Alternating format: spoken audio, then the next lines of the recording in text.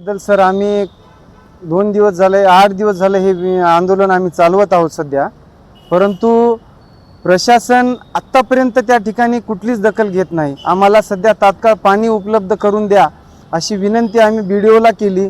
BDO साहेब काल आले होते, पूर्ण गावासमक्ष त्यांनी आम्हाला आश्वासन दिलं की उद्या सगळे ठीक, उद्या लगेच तुमची चौकशी होईल म्हणून पूर्ण या वित्त आयोगाच्या कामाची। आमच्या गावचा मूळ प्रश्न असा आहे सर, जलजीवन योजना फेल असताना वित्त आयोगाचे लाखो रुपये त्याच्यावरती बिलं उचलले, बोगस बिलं, आणि एक घोट पाणी सुद्धा त्या गावाला आमच्या मिळत नाही। आम्ही BDOला 4 दिवस झालं फॉलोअप घेत आहोत।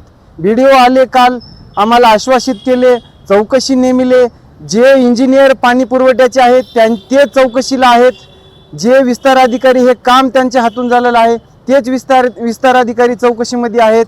त्यामुळे न्याय कोणाकडून अपेक्षा, न्यायाची कोणाकडून करायची आम्ही गावकरी? मिशन अंतर्गत जे हर घर नल से जल ही योजना होती, म्हणजे तुमच्या गावात लागू झाली म्हणावी का नाही म्हणावी? आमच्या गावात तर नळ योजना सोडा हो सर, आमच्या गावात भांड्यानं पाणी आणतो म्हणलं तर भरून आणायला पाणी नाही, नळाचं कुठली गोष्ट आली?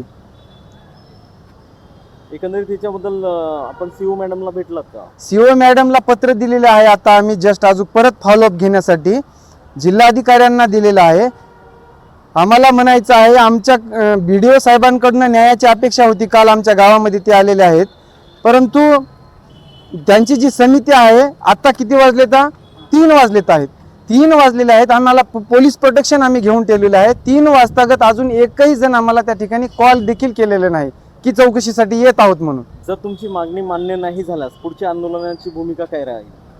आमची जर मागणी मान्य झाली नाही तर आम्ही आणि गावकरी बसून या आंदोलनाची दिशा ठरवू आणि निर्णायक लढाई येत्या 26 रोजी आम्ही आमरण उपोषण ग्रामपंचायत कार्यालय या ठिकाणी दिलेलं आहे। परंतु उपोषण करूनच जर प्रश्न सुटत असतील, प्रशासनाला जर अगोदर जाग येत असेल तर आमच्या गावचं तर दुर्दैवच आहे, परंतु संबंध महाराष्ट्राचं, देशाचं दुर्दैव आहे। उपोषणावरच जर प्रश्न सुटत असतील तर